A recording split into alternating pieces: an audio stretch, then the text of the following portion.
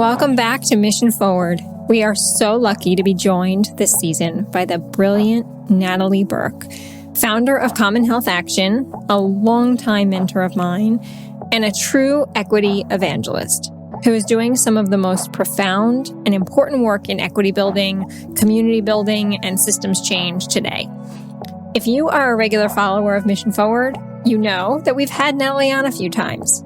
In our first season with Mauricio Miller, last season to talk about how racism harms all of us, and this season she'll be joining me in every episode as we bring on guests across industries to take on an intersecting and cross-cutting conversation about the future of health, how COVID has changed how we think about health, how we think about ourselves and our society, and what we can do to stay focused on our health, plus where we go from here.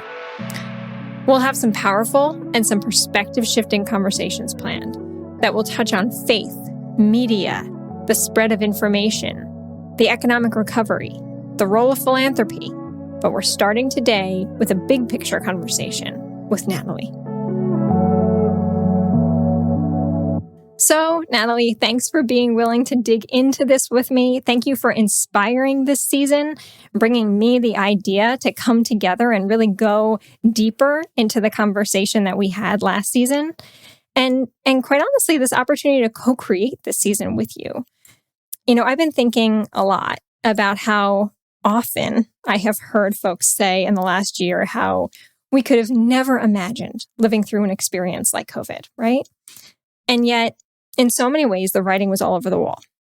As our world has become increasingly global, the spread of disease has become more complex. And you know this firsthand, having been in public health for the majority of your career.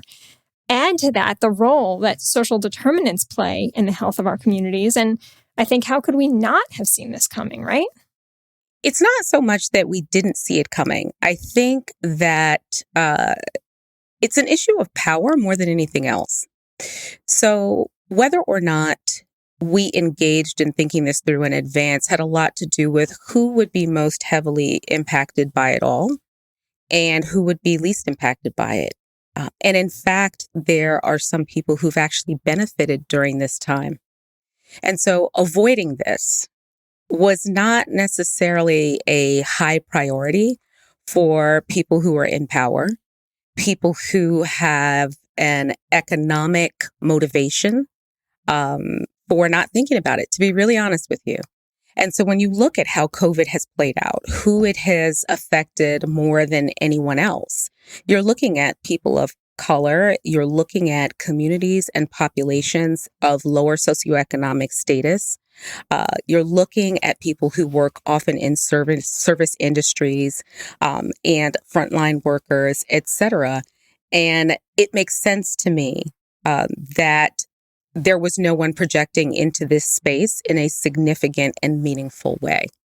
And the result of that is really that much more harm was done than was absolutely necessary. I think a lot of lives lost, a lot of illness that has been experienced, a lot of economic loss and hardship that we've experienced as a nation, and particularly in communities hardest hit, could have been avoided if we had decided that we wanted to value all people, regardless of their identities. And in fact, within the context of their identities and where they sit in the world, if we actually chose to say that all people were valuable in the same way, COVID would have played out in a very different way. At least in my mind, it would have.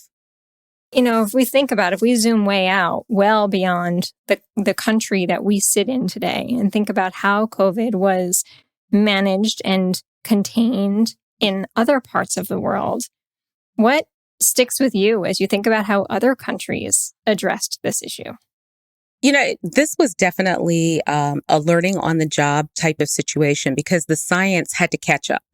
So being realistic about that. But I think that messaging and narrative driven by leadership in different countries had a lot to do with how effective or ineffective government response was to this pandemic. And the ability to tone set and to help the public understand how health happens, how a virus like this spreads, but also what our individual and collective responsibility is. What is my responsibility to my neighbor? What is my responsibility to other people in society? And what can I do to contribute to health, well-being, and quality of life, as opposed to really contributing to illness, disease, and early death, right? And I think the nations that did better had more of a collective consciousness and were less focused on individualism, I, me, mine, personal liberty, and those types of things, but really saw it early on as a collective effort that would lead to a collective benefit. And I think, the United States didn't get there. We just didn't get there. I still don't think that we're actually there. I think there are some parts of the population, yes, and other parts, absolutely not. Trust comes to mind too. How much we perhaps learned about how much people trust or don't trust one another, how much we trust society, how much we trust the news, how much we trust what is shared with us in those messages. And we're going to touch a lot on that over the course of the season. But that's sticking with me too, that the United States has so far to go to build trust and earn trust, right? With communities that probably never had trust. Well, it's interesting because I think there are a number of different layers to that. So part of it is about building trust. The other is not eroding trust that is actually there. So there is, for many people and in many communities and with many populations, there are certain segments of our society that have sort of an assumed trust, right? That people automatically, because there is an authority figure, because they have a title, et cetera, they are then trusted. And I think it's not just that we haven't built trust. I think we have undermined trust over time. And it's so interesting because there are some things for which we have a very long memory and other things that our memories are incredibly short. But I think part of it has to do with this idea of narrative and the flow of information, the speed of information, the injection of misinformation and disinformation, which is really intentional. All of that has kind of factored into who and what we trust and who and what we don't trust. And I think confirmation bias absolutely has been a part of this whole thing around trust as well. People seeking out the information that is going to reinforce what they already want to believe is true. I'm going to timestamp this episode and I'll ask you to fact check me. Hopefully I've gotten this right in terms of the numbers. But Here we are, early May. We're at about 43% of the U.S. public vaccinated. We are still seeing a COVID crisis deep happening in other parts of the world, and very specifically in India, as so many countries try to figure out how do they get what they need to actually address and attack the virus. I think it's part of that we wanted to come together to dig into, because as we sit here, as noted in May, more than a year after COVID first showed up and changed the way that so many of us think about life and one another and the systems that we're part of, right? That we are still processing a lot of this experience that we're in. I think we're processing. And again, I think this is around the issue of connectedness and relationship. So the United States didn't experience this in isolation. We experienced this as a global community. And so the issues and the pain and the suffering and the loss and the confusion that's taking place in India right now has real implications even for the United States. And I think that there's a lot of work for us to do to figure out what does it mean in the United States to be good citizens, good neighbors. And I think it also means it requires us to think about what does it take for us to be good global citizens and good global neighbors. So this issue around the availability of vaccine, right? We have a responsibility to step forward and play a role in developing nations having the vaccine supplies that they need and being able to distribute that and disseminate that as needed, because we experienced this as an entire planet, as a world community. And as long as plane travel is a part of reality, this has implications and impacts for us if you want to get that transactional about it to some degree. But I just think on a very human level, human suffering should matter, right? And the fact that we can do some things to help, we have to step forward to do those things, because ultimately there will come a time when we will need the help of our global neighbors for other things as well. So we're in this together. And I think that we have to begin to shift conversation and narrative in individual and localized ways, but also in very global ways. Actually, in one of the episodes coming up, we're going to be talking about the role of our American democracy and how we sit in the bigger picture of the world. And there was some new research that was released just a couple weeks ago around the lack of trust that our greatest allies have in our nation, right? That people in our closest allied nations see the United States as a threat to democracy. Here's the thing, and it's been very interesting for me, certainly over the last 4 or 5 years, to recognize that this is a period of time that has tested many of our assumptions. So these things that we talk about as norms, these unspoken agreements, right? It's like when you're driving down a highway and there's a double yellow line. There's a car coming towards you doing 70 miles an hour and you're doing 70 miles an hour. There's an unspoken agreement. You're going to stay on your side and I'm going to stay on mine, right? There's so much within American society, even when you look at how the Constitution was written, that there are assumptions in there about the goodness and the integrity of human beings, right? And I think that what this time has taught us is that some of those assumptions were wrong. There are some things that we need to get clearer about in our democracy that requires legislation and structure and guardrails, right? But I think at the same time, and I'm hopeful that we are demonstrating that our democracy has been tested, but it actually is demonstrating resilience. We're not over the hump by any stretch of the imagination.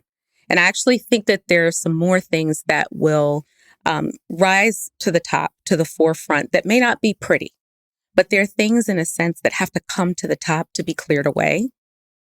And I would like to believe that when all is said and done, in a few years, we'll be able to look back at this time and recognize that this was the time when we actually strengthened our democracy because we tested it as it has never been tested before.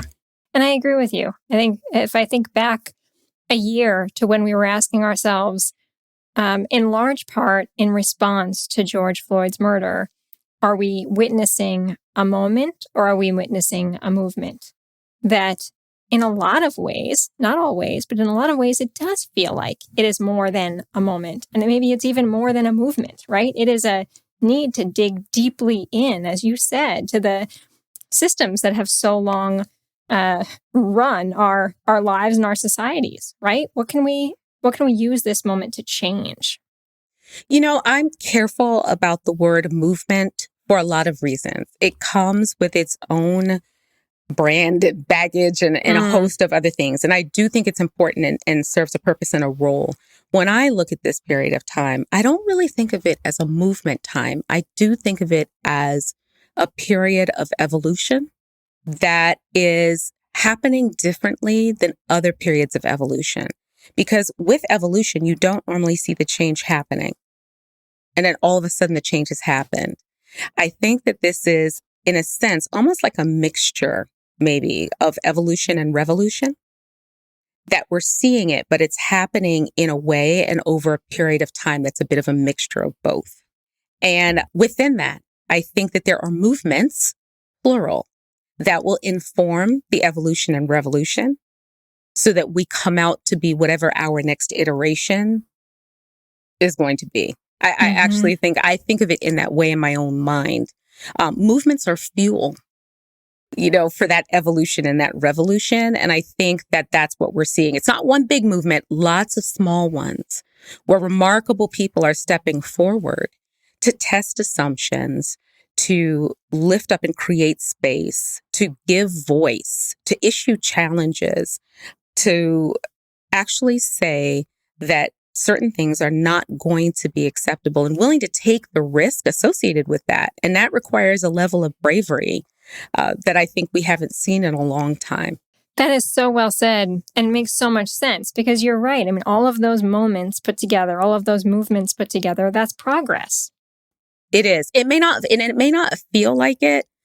Sometimes it's hard, it's like, I got to think of like this, but it's like when you're on a diet, and you're down 7 pounds and you're feeling great. And then you had that one weekend and you get on a scale and you've gained back 3. You're like, how did I do this? It took me 6 weeks to lose 7. And in one weekend I gained 3, right? It's true. I do think that is the nature of our society. And it is the nature of how we're in relationship, because this is all about relationship, right? So, we know that and the social psychologists tell us this, that part of what we do as part of our social identity is to organize into these groups, right? Where we identify with people who share things that we have in common. And then we categorize ourselves and make sure that we identify in similar ways. We may wear the same clothes. We may have something very much in common. So when we see folks who are like us and in our group, we can kind of nod our heads like, yeah, you're one of us type of thing.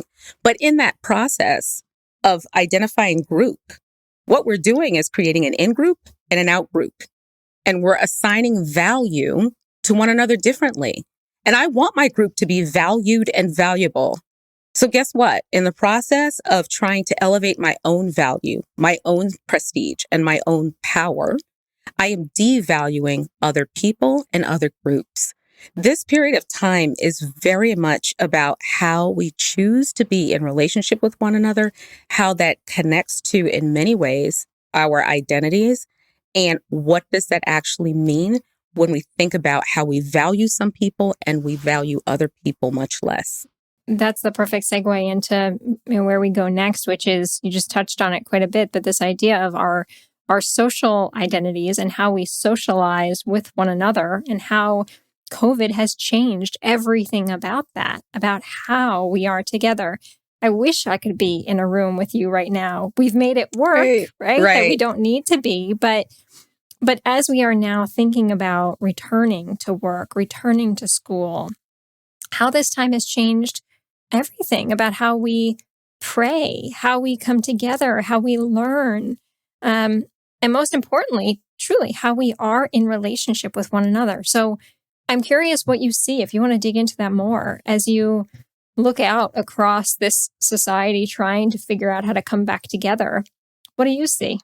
First of all, again, I think this is a period that has tested assumptions. So there were things that we said about education could not be done. And in fact, we found that some things absolutely could be done. And at the same time, we had to recognize what we've lost, right? I think the same thing applies whether you're talking about education, whether you're talking about the workplace. So employers have really big questions they should be asking right now about how do they reestablish culture. We curate culture. Culture doesn't just happen. We make decisions, even if it's to not do anything. You're curating a culture by not doing something, right? Mm-hmm. And so employers are going to have to really stop and think about, and some of these are employers who before said, no, you can't work from home. People can't be trusted to be, productive at home and, so on and so forth. We've now demonstrated in so many different ways that is possible and it is feasible. It may not be optimal. And so what is the balance? What does it look like to strike a balance?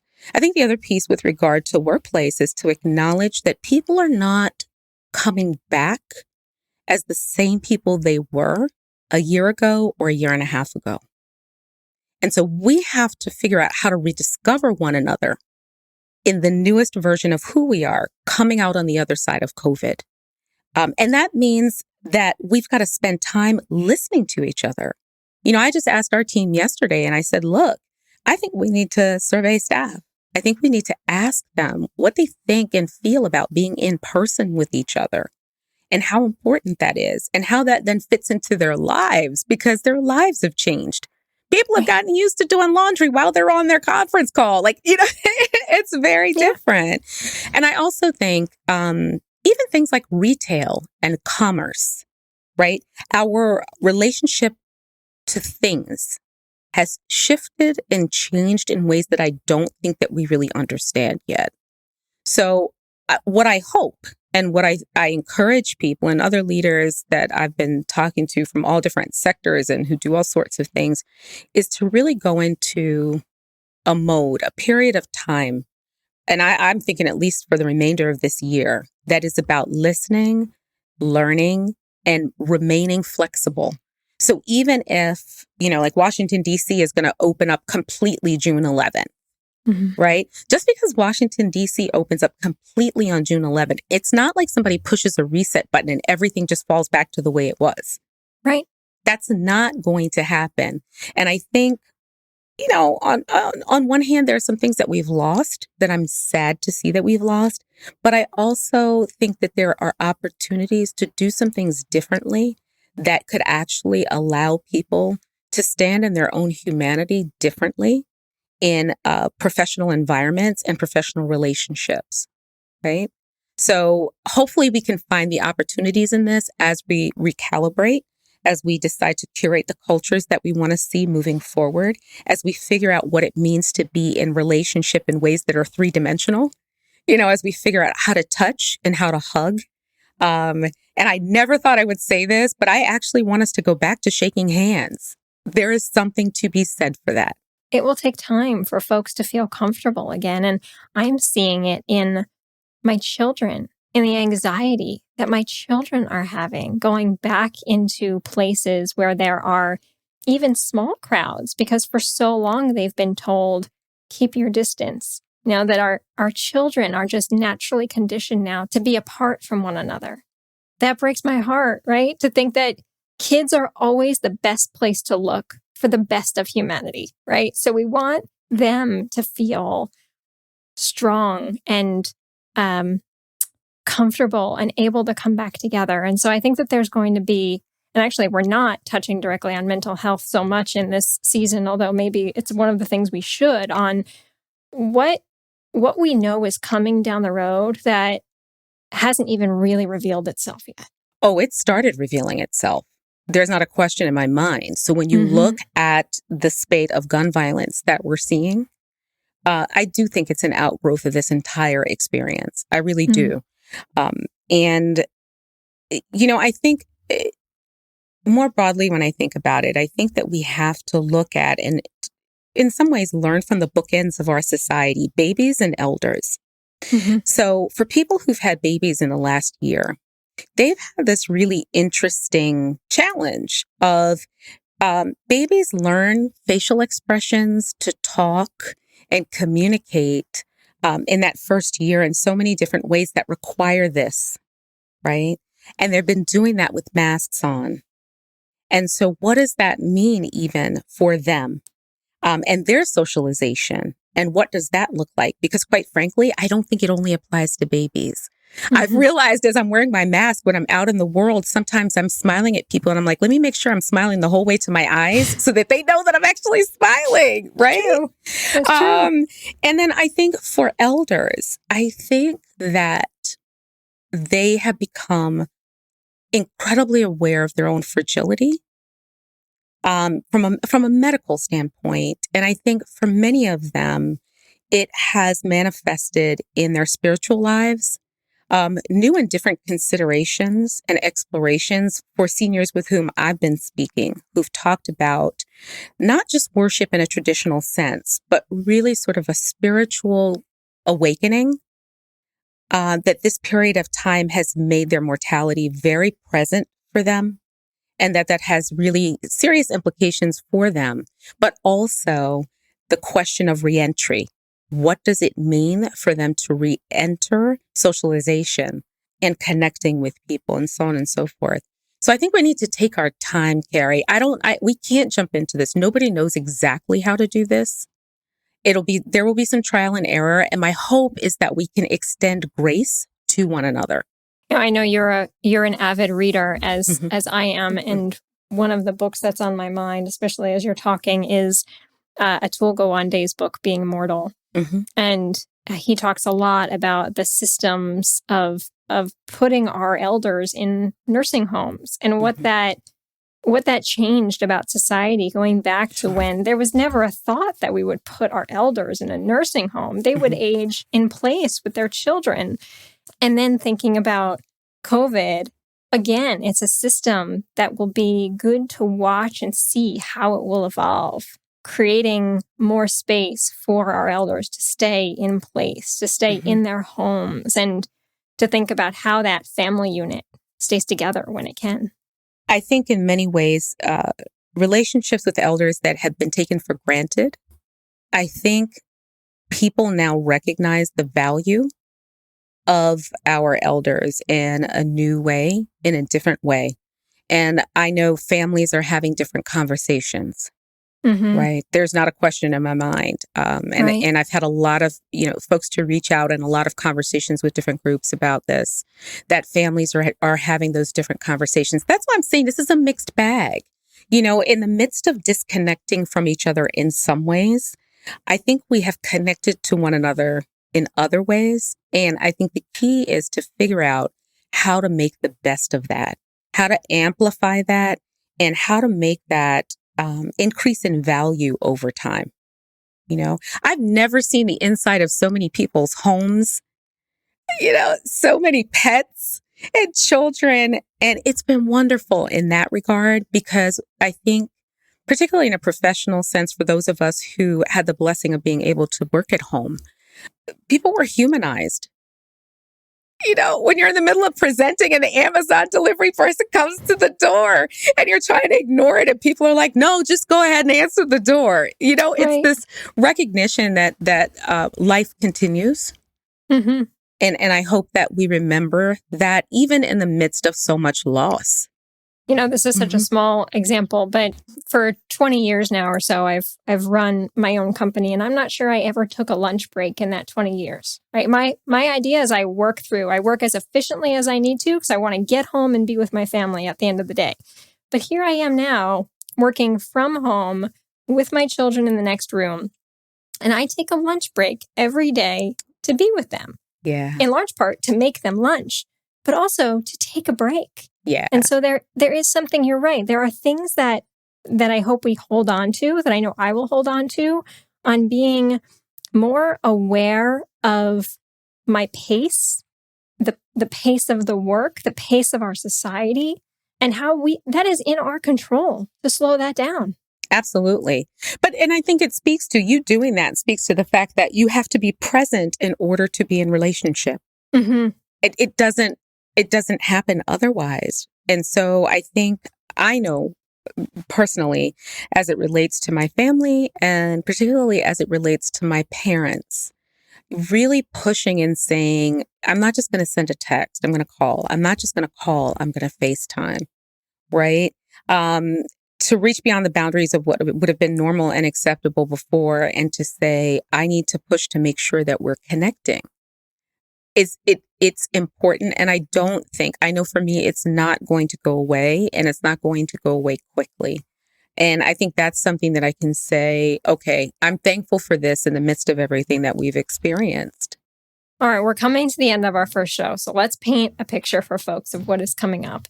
And what I don't want to step over too quickly is the role that social determinants of health will play as a thread and an undertone to this entire season. And so I wonder first if you'll just give a little bit more about what are social determinants of health? What do we mean when we say that, to make sure that the folks who are listening to this season have that grounding and that knowledge?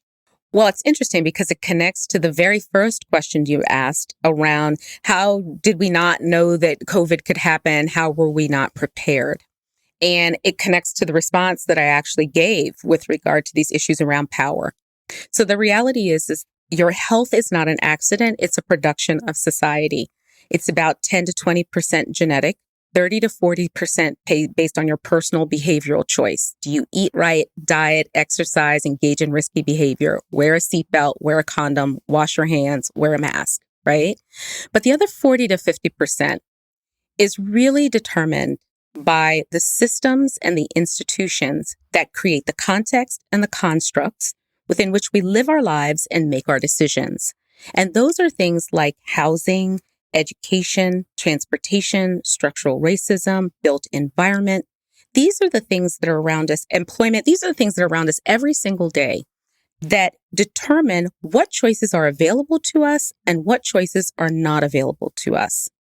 And the choices available to us have a lot to do with whether or not we have the opportunity to be healthy. And so if as a society, we are committed to the health of all people, it then requires us to change those systems and institutions in ways that are equitable and fair so that people have those opportunities to get to their best possible health. That means that housing inequities need to change. That means that inequities in education need to change. That means that wage inequities need to just stop, and all of this ties back to what does it mean to value people and to be in relationship. The reality is those systems and those institutions are not an accident. They are actual products of decisions that have been made for generations. And so what does it mean for us? How do we change the narrative? And how do we change how we value one another so that different decisions are made, so that different policies are set forth, so that we have systems and institutions that are equitable and create conditions where health is a real possibility. And then the rest can be left up to an individual. But the reality is, if I don't have certain things available to me because of where I live, if I am exposed to lead in my water, or poor air quality, if I don't have access to great K through 12 education, my earning power will be decreased. If I don't have a good, federally qualified health center in my community, what's going to be the quality of my primary care? There are all kinds of things like that every single day determine whether or not people have the opportunity to be healthy. And so, the conversations I think that we'll have this season, time and time again, we'll go back to this thing around social determinants of health. And even if we don't use the jargon, it's still there. These are the structures that create opportunities for health, well-being, and quality of life, or the structures and institutions that create illness, disease, and early death. And what I want folks to hear who are listening is that if we're talking about phrases like systems change, what does that really mean? That, as we've talked about before, that really when it comes down to is that's human change, right? It is in each one of our positions, in the design that we make and the decisions that we make to contribute to a healthier society. And so I want folks listening to understand that every decision they make can contribute towards a more healthy society, whether they realize it or not. And I think that a lot of the conversations we'll have this season, if we're talking about what we read, where we put our dollars, where we shop, where we support, how we think about supporting our colleagues and our employees, every single one of those is an action and a lever that we can pull to drive towards more equity. We have way more choices available to us than we actually exercise. Mm-hmm. And, it was interesting the other day, I was looking into policing and policing models in different countries and so on and so forth. And one of the things that I read, they were talking about in a recent survey of police in Great Britain, they found that 90% of them still don't want to carry a gun. Their model of policing, their tenets of policing, and if you read what they say about the relationship between police and community and the role of police as members of community, the tone is completely different. And so using just policing as an example, we have an opportunity to change the culture of policing in such a way that police are trained and socialized to be guardians of communities as opposed to being warriors in communities. And that's a choice. It's a choice that we get to make that can be effective. And it's about changing how people are in relationship with one another and how they value one another, and about power. Well, I feel so incredibly lucky to get this time with you this season, to be able to share, listen to and learn from your insights and share them. Yeah. So thanks, Natalie, for taking this time, and looking forward to all of the episodes we have coming up. Same here. Thanks for having me, Carrie, and more for the next time.